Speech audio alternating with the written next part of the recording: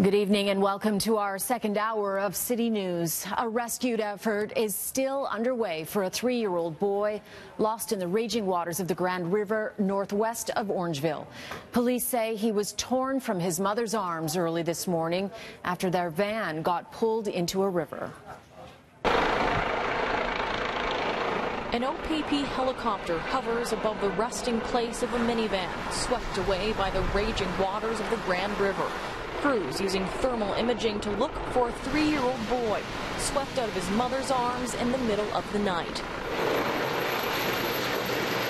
Police say around 1 this morning, the boy's mother drove the minivan around a road closure sign. The street was closed to traffic due to flooding.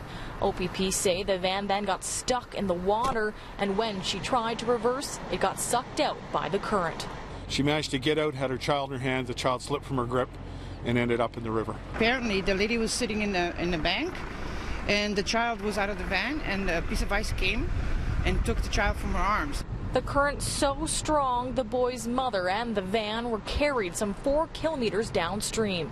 When they got out of the vehicle, they were able to hear somebody calling for help, and between the firefighters and the paramedics, they were able to go in and retrieve the one person out of the water. The woman was plucked from the river early this morning and was treated in hospital for hypothermia. Dive teams searching the waters have so far come up empty. Residents here say the family lives on the same street. A man who identified himself as the boy's father was too distraught to talk on camera.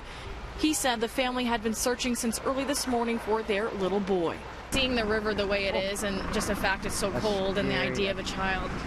Not good, not good. Residents say while they don't know the family personally, it's a blow to the entire community. It's sad, very sad. I've been here for 19 years. It's a very small community. Despite the frigid water temperatures, OPP say they are still treating it as a rescue operation. When it turns to recovery, they won't say.